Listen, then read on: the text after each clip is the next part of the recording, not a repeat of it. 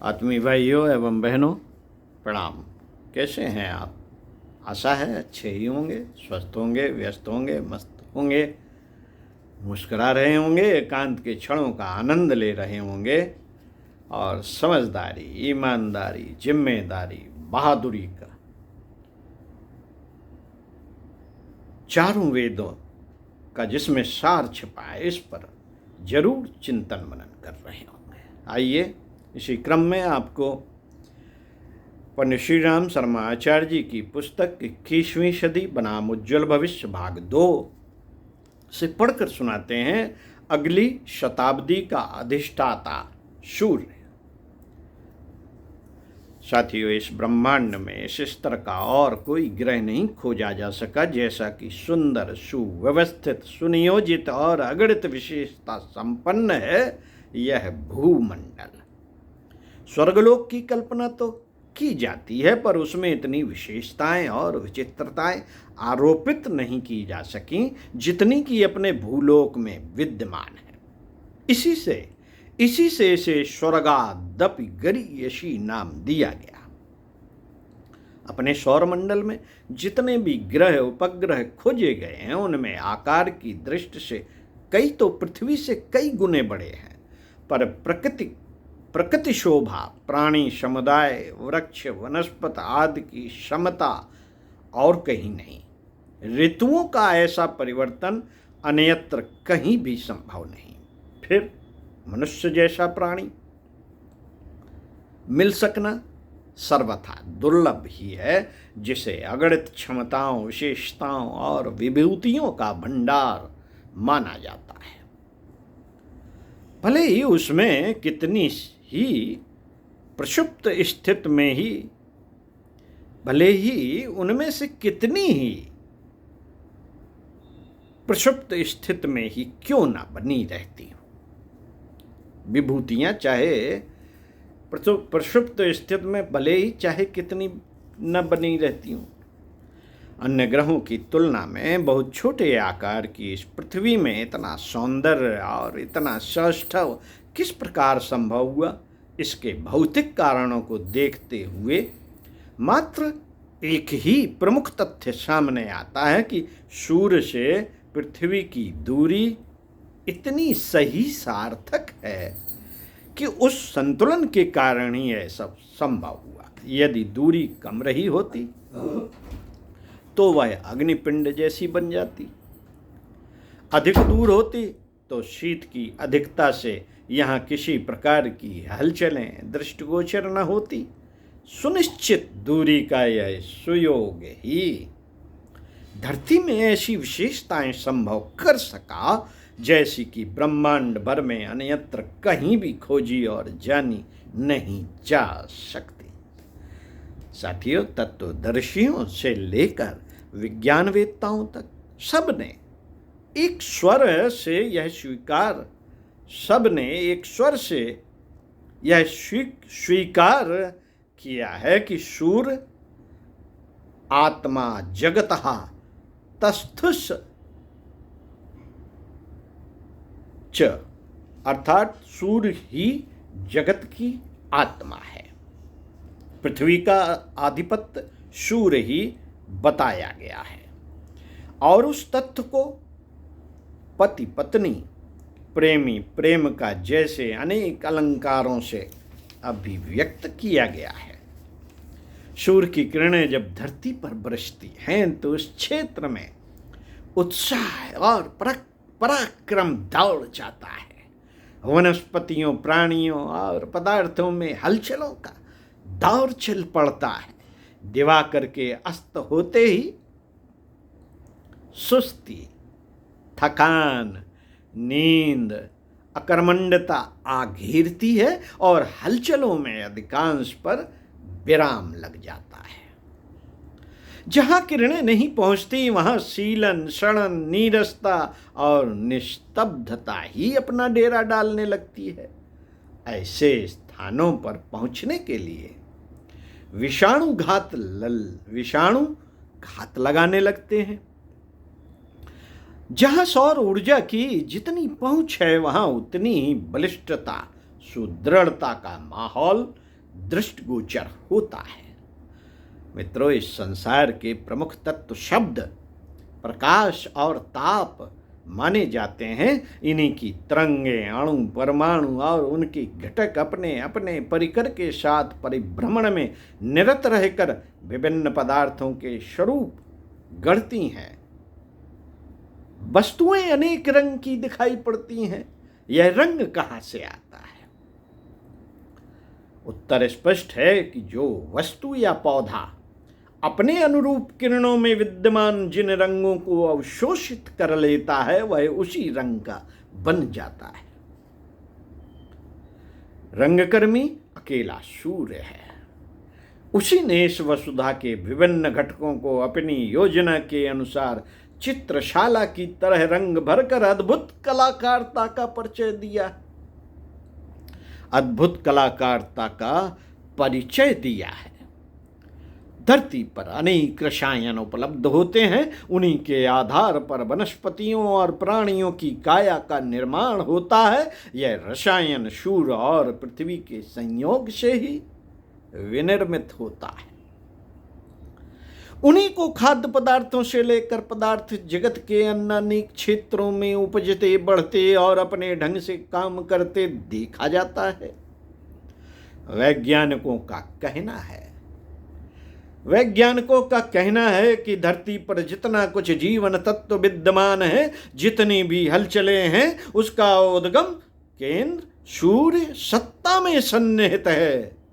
Angstrom M यूगनिन्स जैसे वैज्ञानिकों का निष्कर्ष है कि सूर्य प्रभा में sodium, calcium, barium, zinc, copper, iron, manganese, cobalt, cadmium जैसी धातुओं के निर्माण की क्षमता है।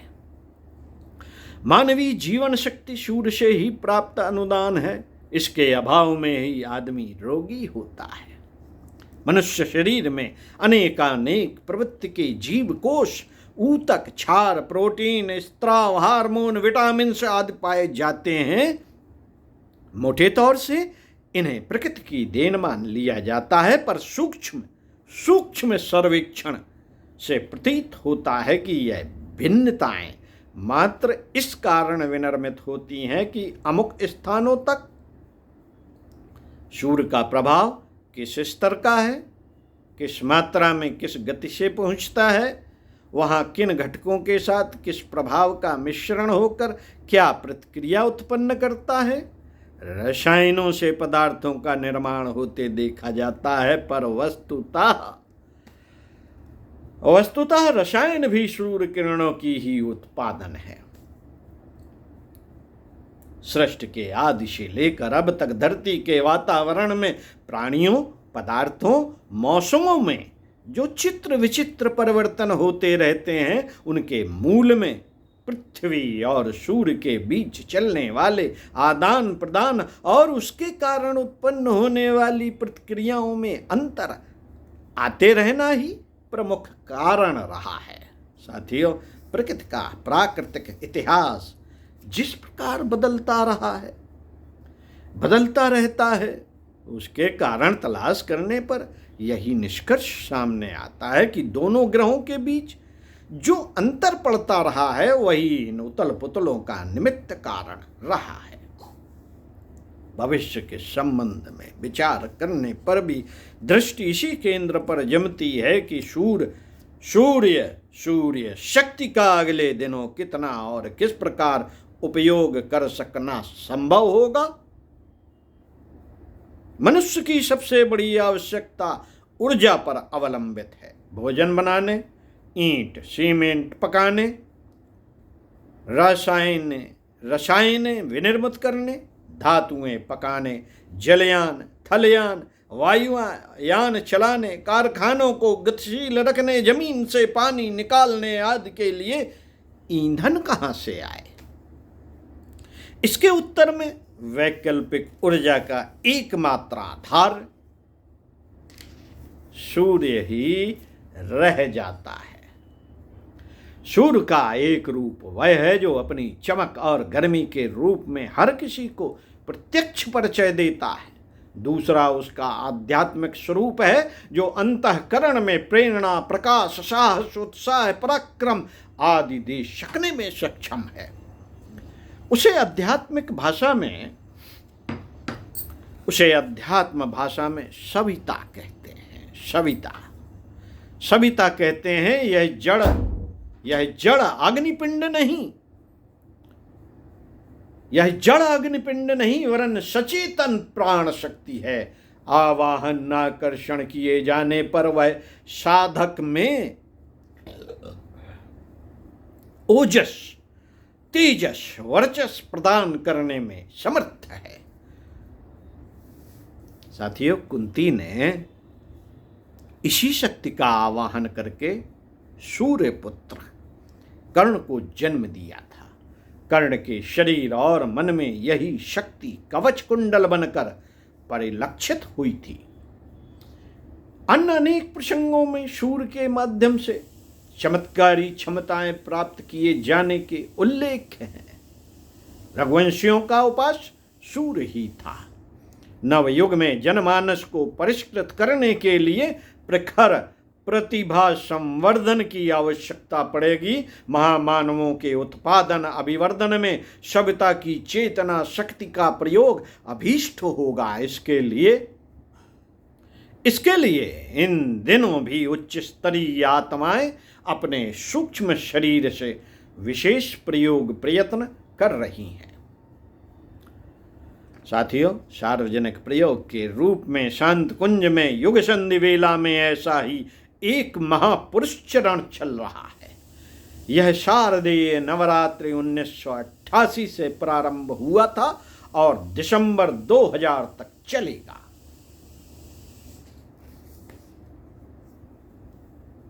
चल चुका है, यानी कि आज के समय में इसकी पूर्णाहुत भी अपने ढंग की अनोखी और विशालकाय होने की संभावना है।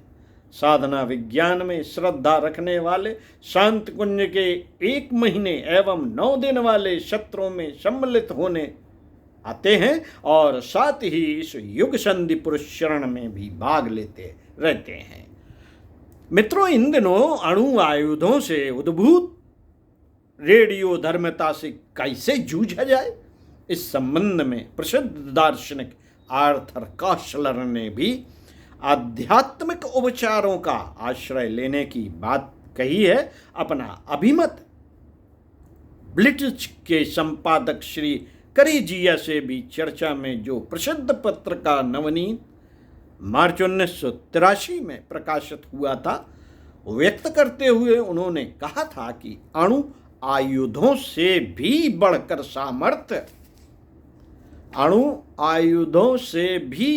बढ़कर सामर्थ्य गायत्री मंत्र में है, जो सावित्री सविता का मंत्र है। वे कहते हैं कि इस विश्व के करोड़ों भारतीय गायत्री मंत्र का समवेत उच्चारण पुरुष चरण के रूप में करेंगे तो इस अनुष्ठान से उत्पन्न ऊर्जा ब्रह्मांड में सूर्य को भेदने वाली मिसाइल का काम करेगी तथा भर्ग से मिलकर आणविक शक्ति को नष्ट कर देगी। साथियों, प्राचीन काल के ऋषियों की तरह अगले दिनों अपने समय के तत्वज्ञानी भी यह अनुभव करेंगे कि मानव प्रकृति में भी इस महत शक्ति के आधार पर आवश्यक परिष्कार, परिमार्जन एवं परिवर्तन संभव किए जा सकेंगे। सूर्य पुराण अक्षुण्योपनिषद आदित्य हृदय स्त्रोत आदि से सूर्य की विशिष्ट क्षमताओं का उल्लेख और उसके ऐसे उपचारों का संकेत है जिनमें शरीर, मन एवं भाव संवेदनाओं को इन शक्ति से उच्च स्तरीय लाभ प्रदत्त किया जा सके। इन प्रतिपादनों के संबंध में अब ऐसी शोधें होंगी जिन्हें झुठलाया न जा सके, परीक्षण की कसौटियों पर जिन्हें सही सिद्ध किया जा सके। अगले दिनों सूर्य विज्ञान को प्रमुखता प्राप्त होगी और उनका न केवल पदार्थ शक्ति के रूप में प्रयोग होगा वरन मानसोपचार के रूप में भी काम में लाया जा सकेगा। सूर्य नमस्कार, सूर्य भेदन, प्राणायाम,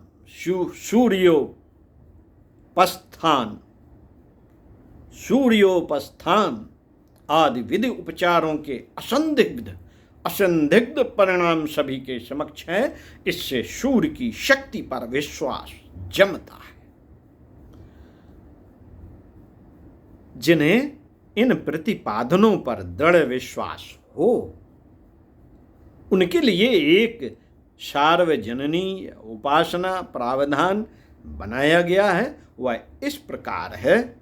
ब्रह्म मुहूर्त में यथासंभव शरीर और मन को शुद्ध होकर नेत्र बंद करके प्राचीन कालीन उदीयमान स्वर्णिम सविता का ध्यान करें, भावना करें कि स्वर्णिम सूर्य किरणें अपने शरीर में प्रवेश कर रही हैं और उसकी स्थिति चंद्रमा जैसी बन रही है।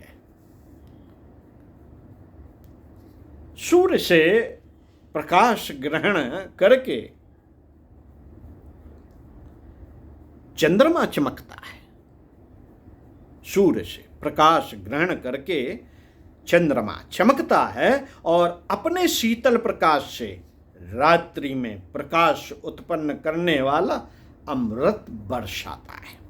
समझना चाहिए साथियों, समझना चाहिए कि ध्यान स्थिति में सूर्य किरणों का प्रवेश साधक के शरीर में हुआ और चंद्रमा की तरह अमृत ज्योति से भर गया। चंद्रमा की तरह अमृत ज्योति से भर गया। यह ज्योति संसार में बिखर कर अमृत ज्योति से भरा पूरा वातावरण बना रही है। उससे पदार्थ और प्राणी अनुप्राणित हो रहे हैं। उपयोगी वातावरण बन रहा है और अवांछनीयताएं विदा हो रही हैं। गायत्री मंत्र सूर्य का मंत्र है। जिन्हें गायत्री मंत्र पर श्रद्धा हो वे उपरोक्त ध्यान के साथ गायत्री मंत्र मानसिक रूप से जपते रह सकते हैं। जिन्हें उसकी उपयोगिता गले न उतरती हो वे मात्र सूर्य का काया में आवाहन और उसके कारण बनते चंद्रोपम शरीर से अमृत ज्योति वितरण का ध्यान मात्र करते रह सकते हैं। साथियों, इसके लिए समय 15 मिनट का रखा गया है ताकि वह नियम सभी से सध सके। एक ही भावना एक ही समय यदि लाखों करोड़ों लोग मिलजुल कर करें तो संयुक्त शक्ति के उद्भव से सूर्य का चेतना पक्ष मनुष्य समाज पर अधिक अनुग्रह बरसाएगा। ऐसी आशा की जाती है, की जानी चाहिए। और ऐसा ध्यान 15 मिनट करने में, गायत्री मंत्र मन ही मन गुरुदेव की आवाज़ के साथ करते रहने में कोई दिक्कत नहीं, कोई आपत्ति नहीं, कोई प्रॉब्लम नहीं, कोई परेशानी नहीं। तो किया जाए, करके देखा जाए।